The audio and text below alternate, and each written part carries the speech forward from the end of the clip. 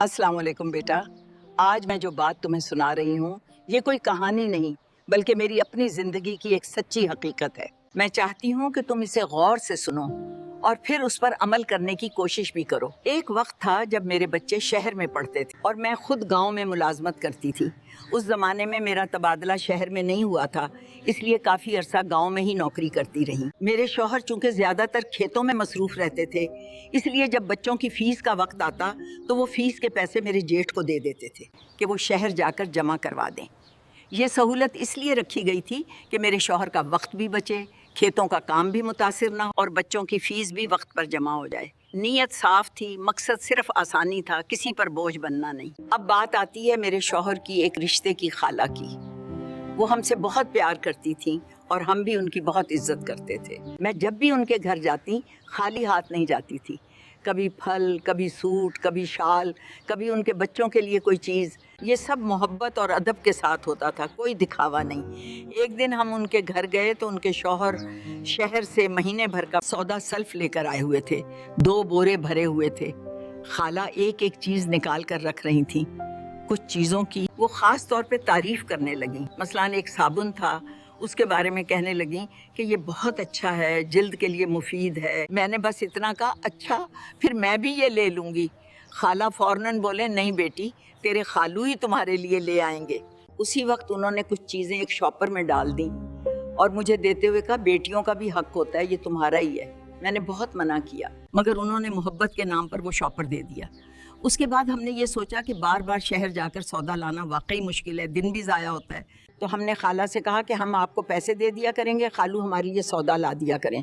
यूँ हम पूरे पैसे देते थे, खालू सौदा ला देते थे। बिल भी होता था और सामान भी हमें पूरा मिलता था। ना हमने कभी मुफ्त का कुछ मांगा, ना किसी पर बोझ बने। ये सिर्फ एक सहूलत थी। कुछ अरसे बाद हमारे रिश्तेदारों में एक शादी थी।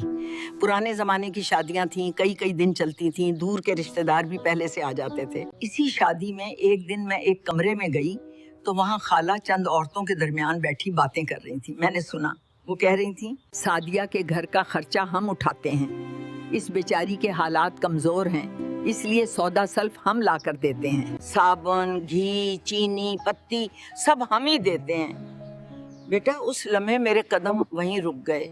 वो ये बात तो नहीं बता रही थी कि पैसे हम देते थे। वो ये भी नहीं बता रही थी कि ये सिर्फ सहूलत थी, एहसान या सदका नहीं। कमरे में कई औरतें बैठी थीं। मेरी ना हिम्मत थी, ना उस वक्त इतना हौसला, ना वो माहौल कि मैं सबके सामने बोल पाती। मैं खामोशी से वहाँ से निकल आई मगर दिल जैसे अंदर से टूट सा गया। इसी शादी में एक और मौके पर एक रिश्तेदार फैमिली से बात हुई। वो कहने लगे, हम शहर गए थे बच्चों के स्कूल, वहाँ आपके जेठ से मुलाकात हो गई। वो बच्चों की फीस जमा करवाने आए हुए थे। माशाल्लाह, आप तो बहुत खुश नसीब हैं, आपके बच्चों की फीस आपका जेठ अदा करता है। ये सुनकर मेरे कान खड़े हो गए। मैंने पूछा, ये किसने कहा? वो बोले, वो खुद ही कह रहे थे कि सादिया के हालात ठीक नहीं है, इसलिए बच्चों की फीस हम जमा करवाते हैं। बेटा, उस लम्हे मेरी कैफियत बयान से बाहर थी।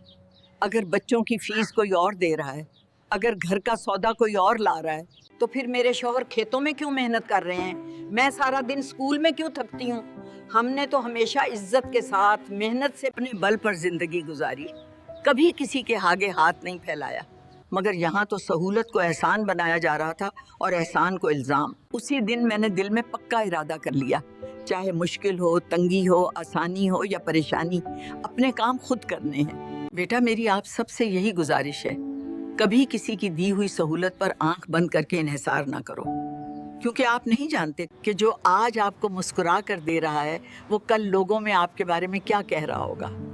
एहसान तब तक एहसान रहता है जब तक वो जुबान पर ना आए। जिस दिन उसे लोगों में बयान किया जाने लगे, उसकी कीमत खत्म हो जाती है। और जब एहसान की जगह इल्ज़ाम ले ले तो वो रूह को जख्मी कर देता है। या अल्लाह, हमें खुददारी, सब्र, हलाल रिज़्क और मेहनत से जीने की तौफीक अता फरमा। या अल्लाह, हमें किसी के एहसान के सहारे नहीं बल्कि हमें अपनी इज्जत अपनी मेहनत में अता फरमा। आमीन।